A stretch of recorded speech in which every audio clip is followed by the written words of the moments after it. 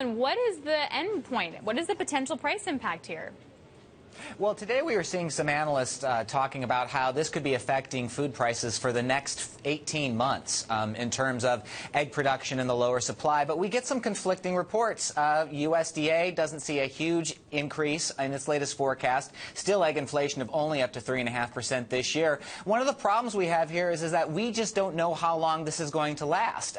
There was some speculation that when the weather warmed up in the Midwest that the bird flu cases would be going down, but we're still seeing more cases and more flocks. We're now up to 35 million birds in 15 states. Unbelievable. And let's give some detail on the avian flu and how bad it can be. I mean, if one bird finds it in your flock, what do you have to do to the rest? Well, according to regulations, you end up killing all of the birds in a chicken barn or a turkey barn. As you can imagine, that's a lot. We had a case in Nebraska just last week where it was 1.8 million birds had to be destroyed. Wow. Often you do just find these isolated cases, but to keep it from spreading, you take these steps. It's standard, but it's never have been done on this size of a scale before. Hey, Alan, I was taking a look at some of the companies like breakfast food company Post Holdings.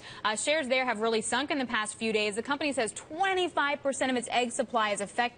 Could hurt earnings by at least $20 million. It might declare a force majeure, which basically that's what I hear in the oil community when an oil major who's working in like Libya can't actually deliver any of its oil. And we're hearing this from companies in the U.S. Well, it's basically an act of God.